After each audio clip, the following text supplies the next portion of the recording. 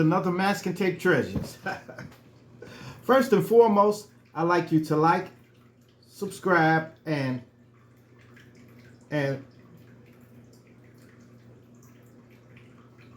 leave me a comment if you like. Okay, today we're going to be making lizards. First, you take your tape, tear a sizable piece. It depends on how big you want to make your lizards, so tear your tape accordingly. I want to tear this much because I'm making a smaller lizard. Ball it up like this. Put it down. Then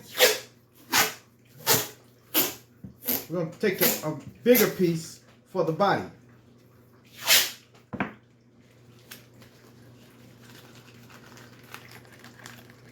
Just ball it up, sticky side out.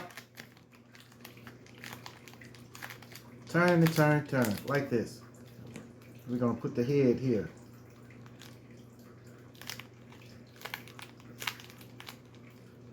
Just like so.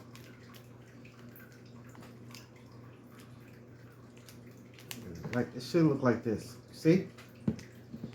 Now,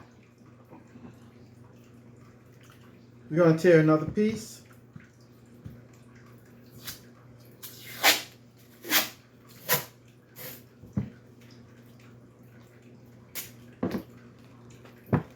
We're going to go elongate it a little bit.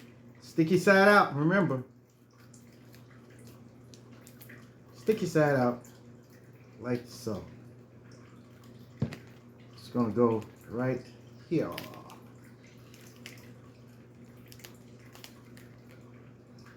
Yeah. Tear another piece.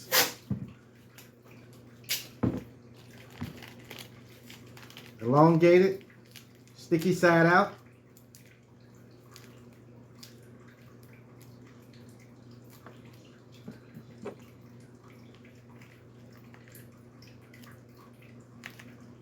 Gonna go here and then bend at the end. See, lizards, their legs are kind of splayed out. So we want to make it splayed out. And twist the ends of it. Just want to make it a little longer. There we go. See? Should look like that. Now, gonna go with the back legs.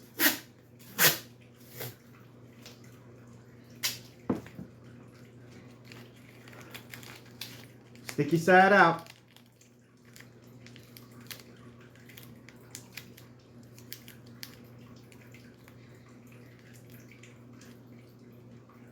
Should be a little bigger on this end here and smaller on this end. You see?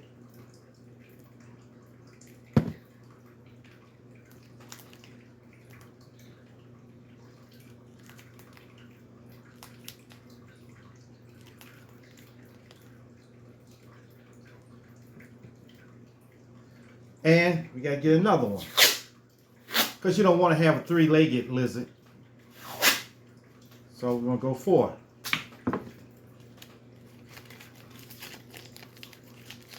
Go again.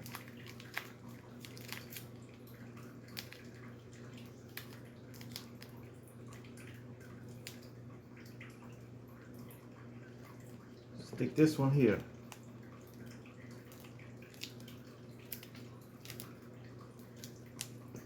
There we go. Should look like this.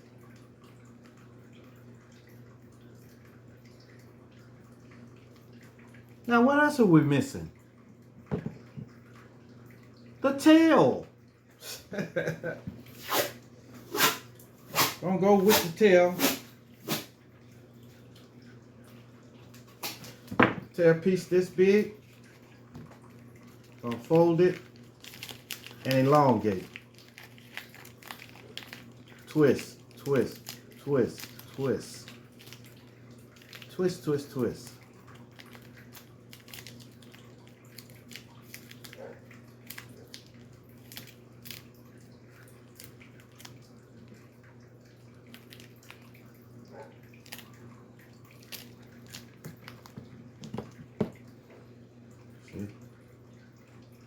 There we go. Now, make sure you twist it kind of good down on the tips. Just twist on the tip. Then let it get bigger and bigger till it reach the body. Now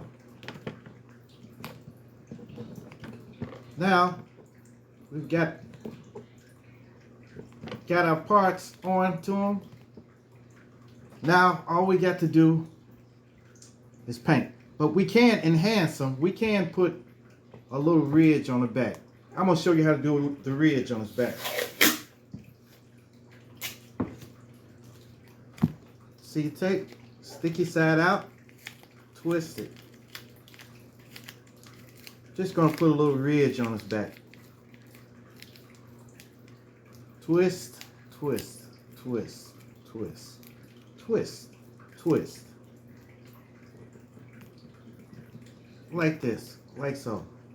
Put a little ridge on his back. Then take your fingers and pinch it.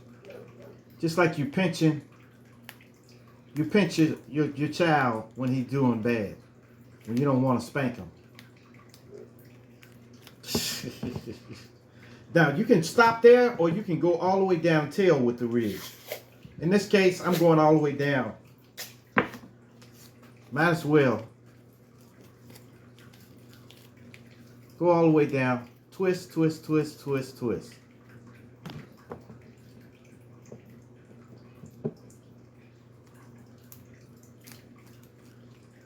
Like this. See? Should be a ridge down the back. And it should look like this.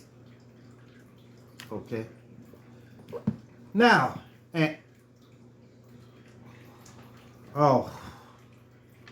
story time.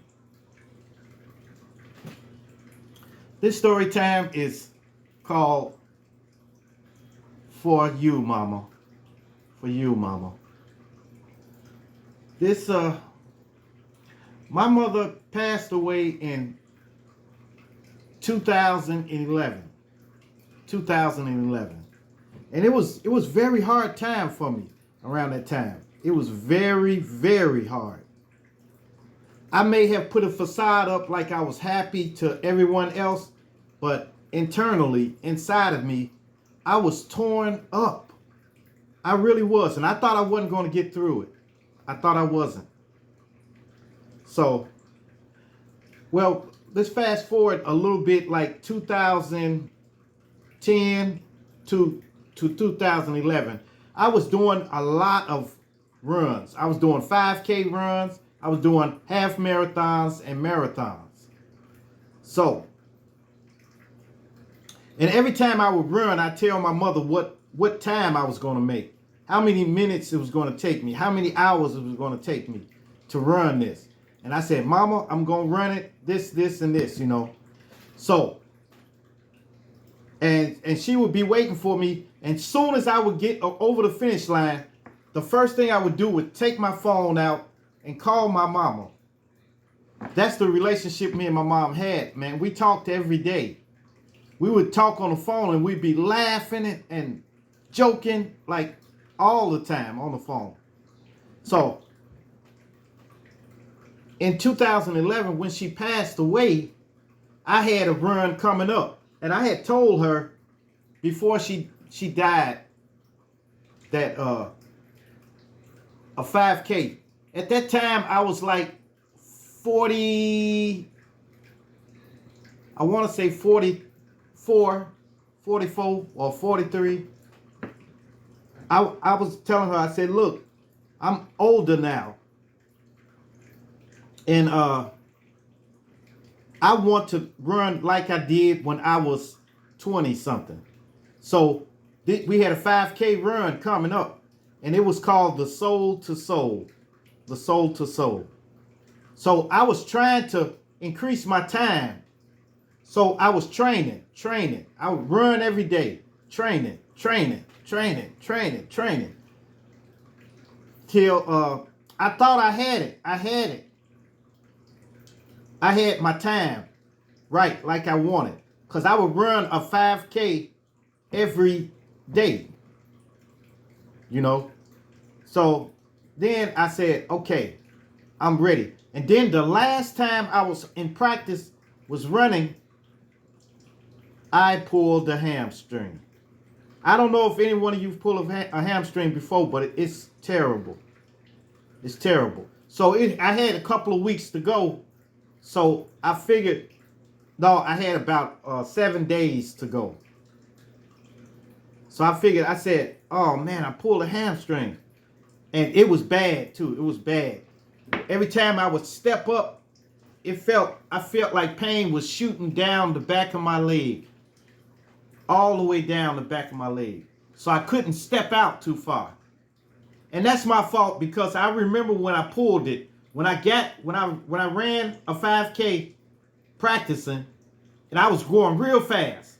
When I got to the end of the track, I jumped over a bench. I jumped over, and I hyperextended my leg. So we had this 5K coming up. And needless to say, it was on concrete. This wasn't dirt terrain or nothing like that. It was straight concrete. And it was called the Soul to Soul. The Soul to Soul Run, 5K. So I set out to do I set out to do it in 23 or 25 minutes. I wasn't going to take less than 25 minutes. Okay, so my mom wasn't there and nobody was there, but my best friend, Rifleman. This is my best friend in the whole wide world, Rifleman. He showed up. Him and his wife showed up to it, and they were standing out there. And we was warming up. We was all forming together. Everybody was together before the run, getting ready, and we was warming up and stuff like that, and getting ready. And they was talking like they was getting ready to say go, tell us to go. And I looked over and I saw Rifleman out there. He said, "Hey James, go ahead and do it." And that really encouraged me. So then they said, bam, and then we all ran. So I had it in my mind to pace myself. When I started off, I wasn't going to start off real fast. And then the last mile and a half, that's when I was going to pour it on. So I'm running. I'm feeling good. I'm feeling good inside. I'm like, okay, yes, lungs okay. Everything's okay. I'm running. Then all of a sudden, I don't know. It was a curve, and when I stepped down off the curve, I felt the hamstring again, and it shot down my leg, and I kind of stumbled a little bit, but I kept going, and I said, "Oh my God!" I kept going, and then it was coming to the last half mile, last mile and a half, and then I start pouring it on. And the pain was excruciating. And I was running. You know how to limp? You limping? Limping. I was like galloping, I was like a horse. I was galloping. So then I'm getting ready to get up to the last half mile. And I'm running. And it really started pulling then. But I just override the pain. I just said, forget the pain. Keep going. I've got to get this 25 minutes. So around the corner, way down there, I could see the clock. It was a big digital clock thing. And it had the minutes. And I think it had 22 minutes. 22 minutes then. And I tried to pour it on. But, man, it was pulling too bad. But I didn't stop. But I was running. And in the last few minutes, it passed 25 minutes. My heart sank. because I really wanted to run this thing 25 minutes. When I was running, I was looking at the clock, it passed 25 minutes. 25, 26, 27, 28, and I really was pouring it on. 29, 30. I ran the 5K in 30 minutes. So I ran through the finish line and I was bawling. I was crying.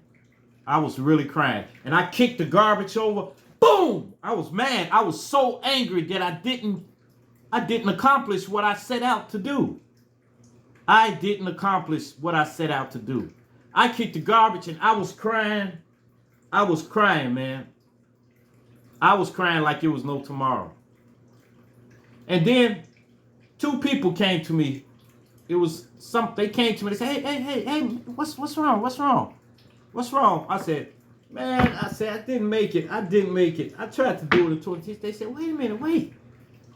They said, you ran the 5K like like a average person, like a young person. They said, what age bracket you are? And I told him 44 or 45 or something. He said, you did excellent. You did good.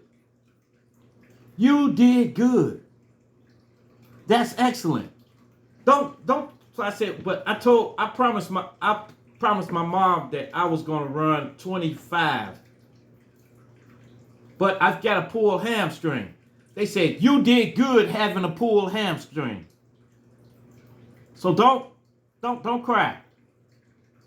Stand up proud. Stand up proud. And I just stood up and I straightened up, wiped my face off, and I picked the garbage back up, put the little drink bottles back in the garbage and stuff like that. And then we had the festival after that. But that was a terrible day for me. It was a terrible day. I really thought I can make that 25 minutes. But I failed. But I started thinking, bro, you pushed yourself to the limit. Pushing yourself to the limit. So you did your best. You did the best you could. At least you was able to get out there. Some people can't even walk. Some people can't run. So be thankful for what you got. You got to be thankful for what you got. And I went to my mother's gravesite after that. And I told her, I said, Mama, I failed you. More than that, I failed myself. Now I know that I was running 25s and 22s and stuff like that when I was like 20-something years old. So when I was 20-something years old. So I tried to recapture that. So I've learned to not try to recapture stuff. Just remember it as it was. It's like you're never going to do, when you get older, you're never going to be able to do everything you used to do when you was younger. So if you can do half of that, you're doing good. You're doing good. So, yeah, I went to my mom's gravesite and I told her, I said, you know what? I'm proud, and I know you would be proud of me too.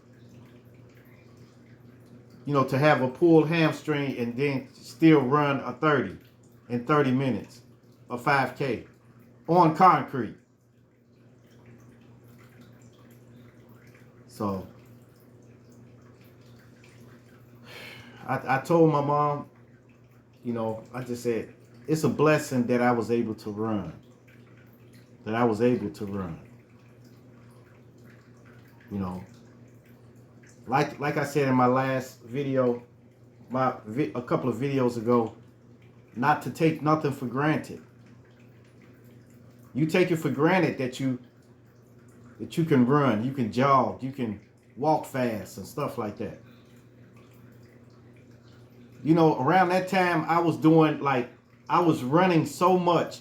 Plus I was training people to run. I was training people to run. So I would run in the mornings.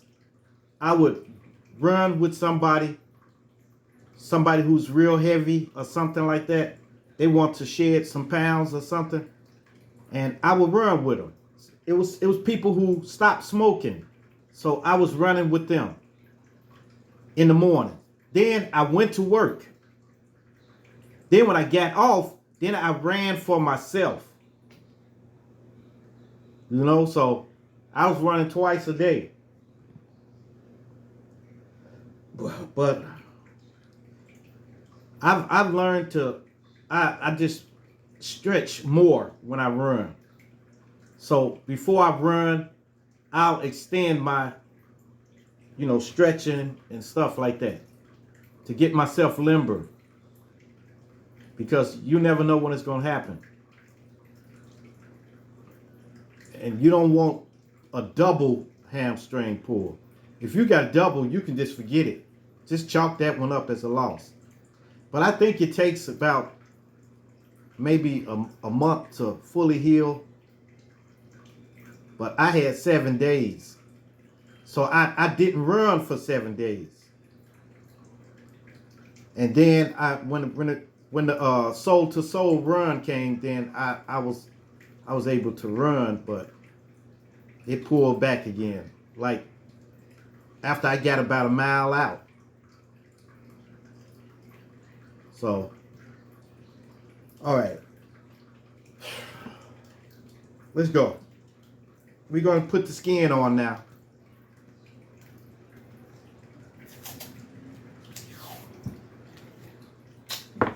Putting the skin on. Sticky side down this time. Gonna go like so. Put another one on here. And go around.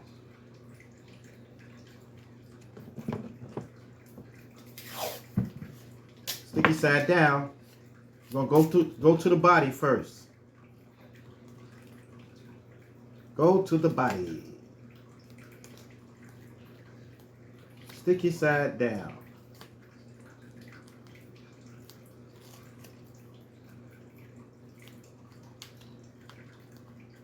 All right.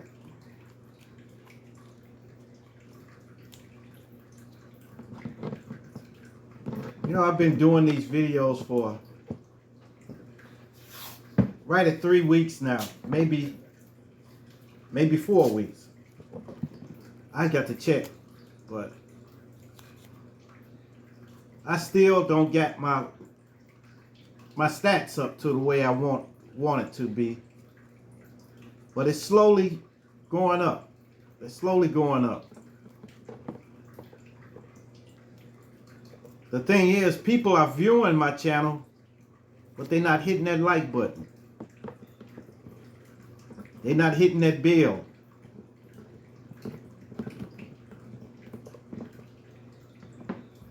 So, but I'm determined to make something of it. So I'm going to keep going. Going to keep going. I've always been like that. I told y'all. I never give up. Never say never.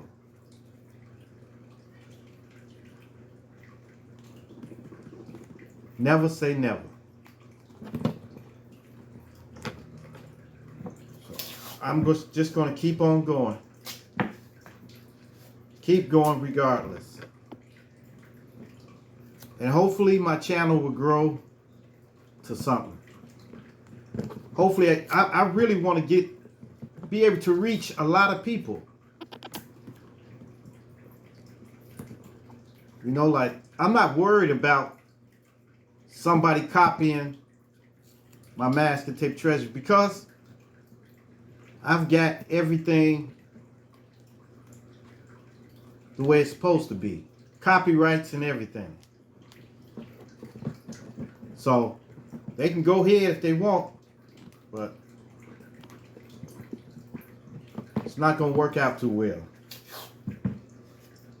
I'm doing this solely for teaching people. I want to reach the youth out there and some of the older people. To let them expand their artistic skills out. Expand your artistic skill. Maybe you're not artistic. Maybe there's nothing you never did, nothing. But all you have to do is pick up some ordinary tape that you have at home. And poof, you got it. You got your piece of art. Or anything. I'm not telling you got to do as I do and stuff like that. No. I want you to use your creative skills. Use your creative skills. Look, everybody's got a creative side to them. Everybody,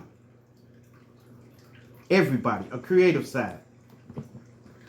Back in the day, back when cavemen were here, they had a creative side. They was painting on caves and stuff, painting little stuff in caves. That's creativity. They made jewelry. They made pottery. They made sculptures. So don't tell me that you can't do nothing. You can't do no art or nothing. There's someplace for everybody in the art world. And stop spending all your time saying you can't do it and get out there and do it. I'm sure everybody have downtime. Even I have downtime sometimes. Well, really I don't have time. But this is my downtime now.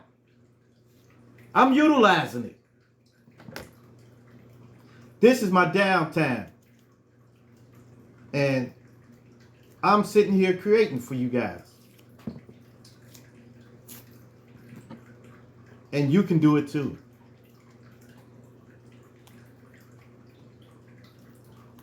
You know? I'm telling you can do it too. And I'm telling you, I like to see people out here trying to create something, trying to make sculptures, trying to paint, trying to make jewelry.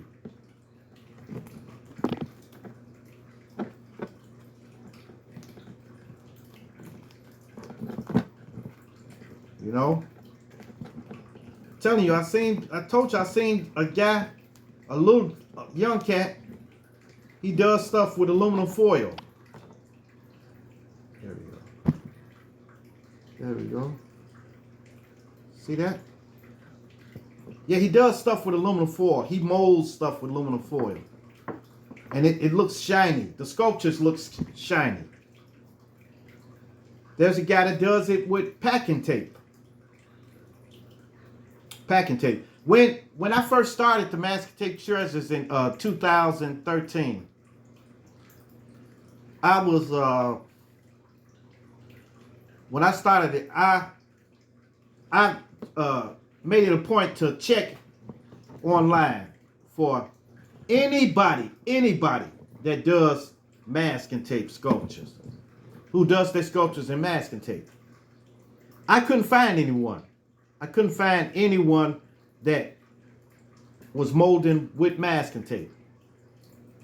So I took it as my own. I took it as my own. And I perfected my skill. But when I was looking along on online and stuff like that for somebody who was doing masking tape, I stumbled across a guy who does packing tape. The clear tape. So he made some beautiful sculptures. And they were like see-through. They were like clear. Like, they were beautiful. But he perfected that skill, so it's his. It's his. And I would never copy off anyone. I've always tried to be original. With my music, I tried to be original. With this skill, I tried to be original. When I wrote, I tried to be original. I never tried to copy off of nobody. Maybe it's a little unorthodox, cause you know when I do something, it's unorthodox, like, you know. So it's a little unorthodox, and people may have an eyebrow up on it. What is that he's doing? What is he doing? That's kind of strange, ain't it? That's kind of strange. That's the way I want people to think. That's the way I want them to think. Okay, let's start this painting right quick. Cause this tape, y'all got me talking and stuff. What color we gonna go with? We gonna go with green or what? Okay, well, I was gonna go with green, but I guess I'll go with a brown. Earth tone. Man, so many people. I don't know, when I have a class,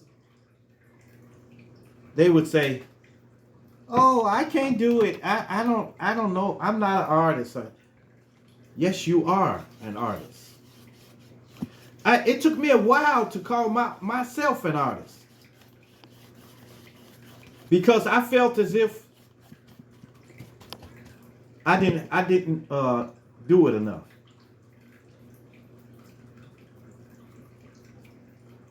So I would never call myself an artist, but other people would call me an artist. You're a great artist. You're a great artist. You're a great artist. So now after I got my skill perfected, I forget. Now let me tell you, I forget what they said. They said it takes you a couple of years to perfect your skill. It takes you 6 years to be a master at the skill. And I think it said it take you 8 years to become, no, what, wait, it said to become an expert, it takes you like maybe 4 years. Then it takes you 6 years to become a master at the skill. I've been doing this since 2013. So I consider myself the master of masking tape. The master of masking tape. Something that nobody never thought of doing. Nobody ever thought of it.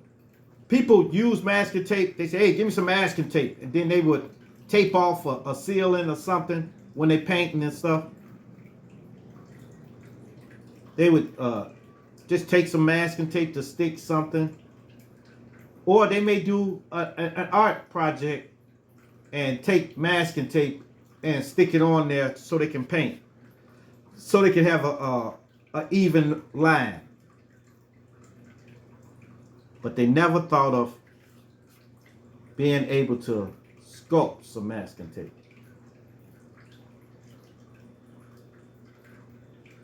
Man, my cousins, I wish they was alive to see. to see what June did.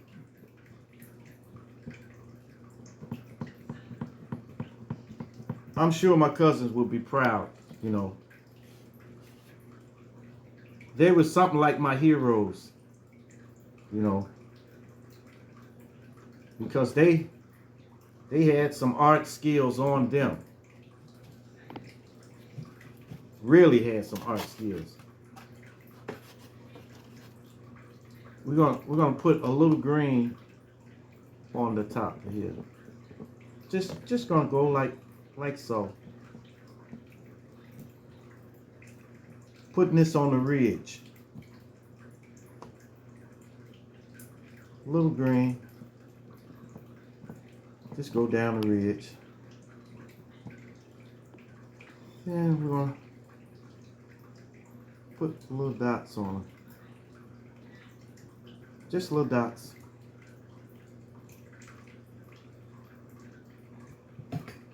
All right.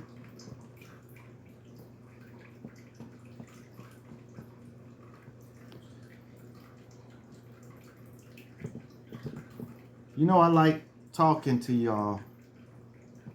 I love, actually I talk too much.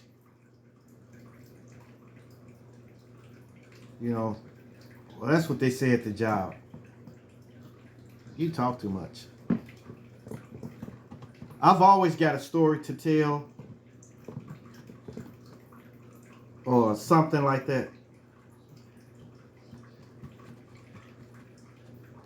But okay, now we got that.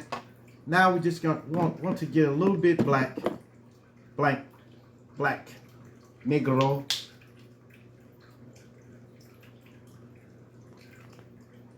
Want to just create an eye for him. An eye for an eye, two for a two.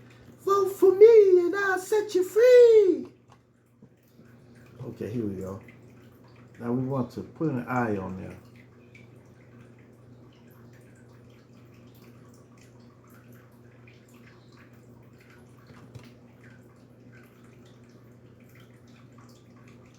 Just take your time and just put an eye.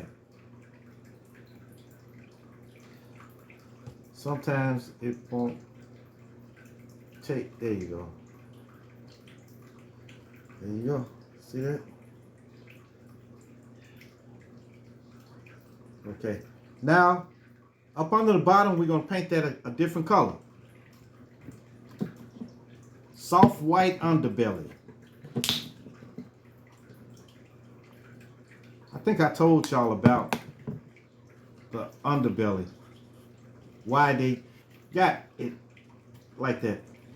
Because lizards and stuff evolved in the water. So, with the soft white underbelly in the water, when you're looking, if he's swimming above you and you are a predator under here, you're going to see the sunlight up here, and you're going to see light down here. So you're not really going to notice them that much. On the top, if you're looking down, if you're a bird flying above, you're looking down, it's the water is usually dark or murky, you know, a dark color or something. So when you're looking down, he's going to be camouflaged with the dark color. So that's why they have that. Soft white underbelly.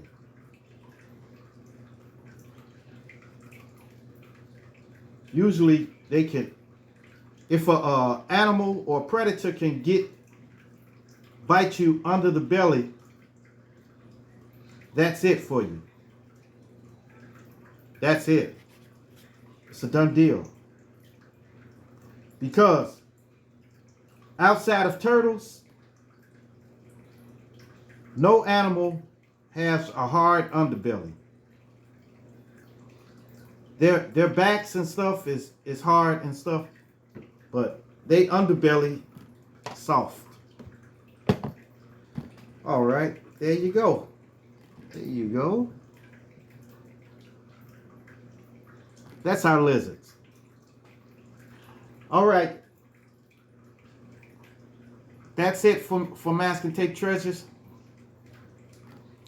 Make sure you like, subscribe, and leave me a comment if you like. And share this video. Share my videos. That way it'll get out to more people.